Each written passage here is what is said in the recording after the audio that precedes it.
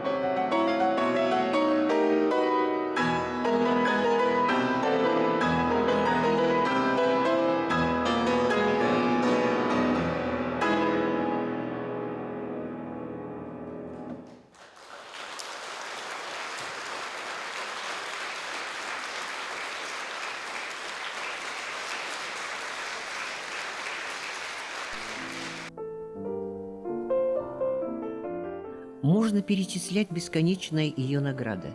Она лауреат многих международных конкурсов, в числе их имени Винченцо в Италии, конкурса Рубинштейна в Париже, золотая медаль Рахманинова в Москве, первая премия на конкурсе в Нью-Йорке. В одном из конкурсов ее заметили преподаватели из Америки и предложили поступать в музыкальное заведение за океаном. Она согласилась и продолжила обучение в Берлинской музыкальной школе штата Огайо.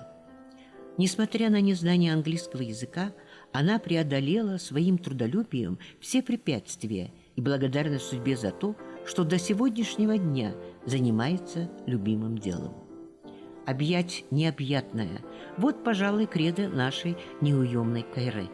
Ей и там, за океаном, повезло на учителей с мировыми именами. В аспирантуре в Огайо занималась у выдающейся французской пианистки, ученицы Маргариты Лонг Моники Дюфиль. В докторантуре университета Миссури у знаменитого американского педагога Роберта Вайрека.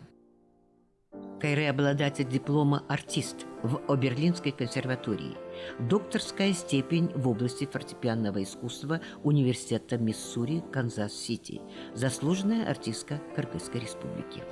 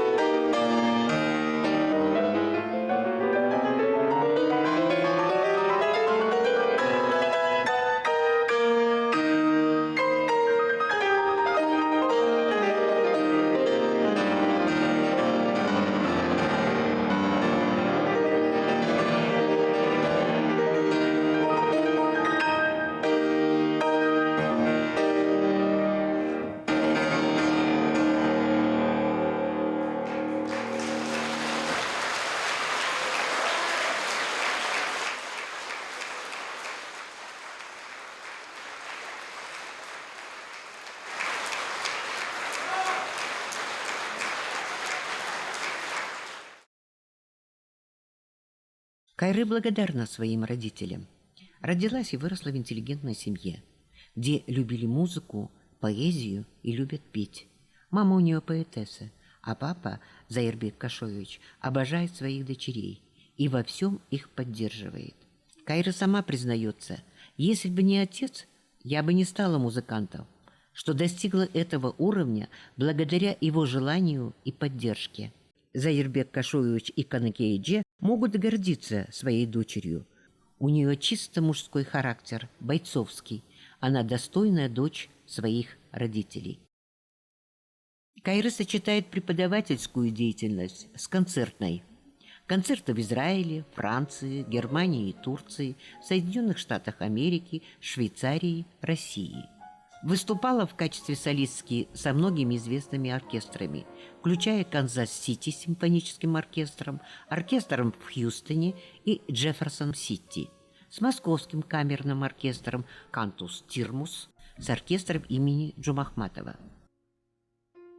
Концерт, который прошел в Нью-Йорке, организованный фондом Азамата Садыковым, нашим соотечественникам, где исполнялись произведения американских и кыргызских композиторов, превратился в праздник-фестиваль кыргызской музыки, где она исполнила произведения Атая Агамбаева «Есимде» в приложении любимого композитора Михаила Бурштина.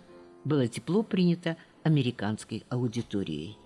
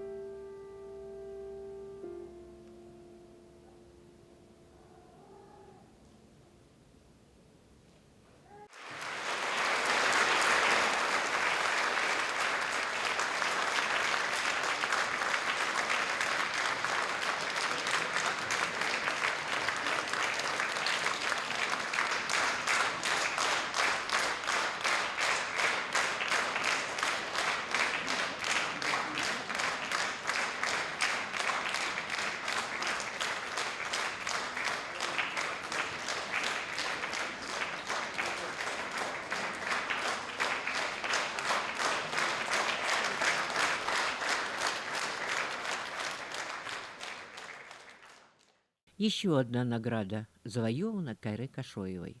На фестивале-конкурсе классической музыки в России в категории «Фортепианное соло». Из 3 сочинений, исполненных Кайры, принесшей ей победы первое место, одно из них «Испанская рапсодия Листа», два принадлежат перу известного кыргызско-израильского композитора, пианисту, заслуженному деятелю культуры Кыргызской республики Михаилу Бурштину. Это произведение Атая Агамбаева «Есимде Имаш Батой» в транскрипции Михаила Бурштина. Кайра говорит, что поскольку она ученица Фаины Хармац и Михаила Бурштина, для нее естественно играть его шикарные обработки кыргызской музыки. Машбатой – это маленький музыкальный шедевр, что каждый раз он производит ошеломляющий эффект своей магнетической энергетикой, этакой звонкой степной удалью, горячим конским гиком и топотом, который мастерски был исполнен Кашоевой. Исполняя на высоких музыкальных форумах кыргызские произведения, она желает развития кыргызской музыки и прославления мелодий на весь мир. И в этом ее вклад в благородное дело.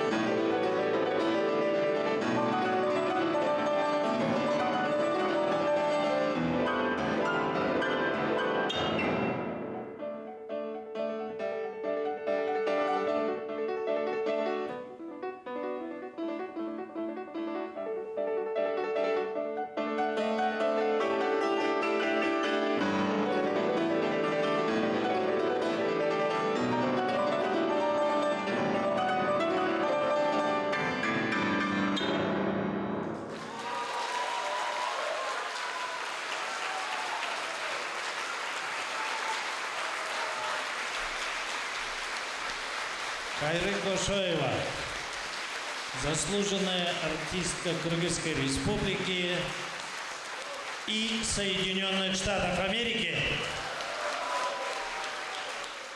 Ты вообще довольна своей судьбой? Ой, ну такой сложный вопрос, сложно, наверное. Но я очень благодарна, конечно, во-первых, своим родителям и преподавателям, которые меня наставляли на этот путь и не говорили, что все хватит, и что останавливали, и что поддерживали, как могли, морально, материально, как могли, чтобы я училась дальше и развивала вот творческий путь и как-то вот шла, ну, к своей мечте, если можно так сказать, и как-то вот трудилась в этом направлении. Я очень, конечно, всем благодарна и всем тем, которые пришли сегодня. Это все наши преподаватели в школе, с кем мы общались практически каждый день в школе Абдраева. Это все преподаватели наши. И было приятно видеть всех в зале, знакомые лица. И очень волнительно, конечно. Педагоги играют огромную роль. И это я знаю, потому что я сейчас сама и в педагогической деятельности нахожусь. И я действительно узнаю, что да, как какой-то кропотливый труд. Это каждодневный труд. И вот с ребенком так сидеть над каждой нотой. Это огромный труд. И я, конечно, благодарна своим преподавателям. Во-первых, вот был Михаил Незубок, Фаине Ефимовне Хармац, Михаилу Григорьевичу Бурштину, потом в Москве Вере Борисовне Носиной.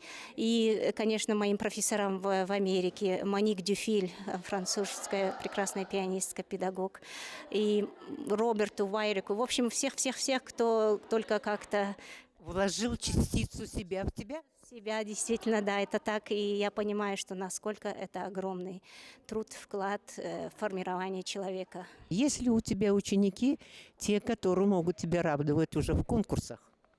Да, к счастью, есть такой момент. У меня есть уже студентики, которые уже лауреаты конкурсов международных и уже играли на конкурсах и приглашали их в Карнеги-холл на концерт лауреатов. Так что, ну, потихонечку, как говорят, да, ничего, потихонечку есть такие радости творческие и педагогические. Я Михаила Григорьевича не видела уже лет 25. Я ездила к ним в гости, заодно играла на конкурсе там в Израиле.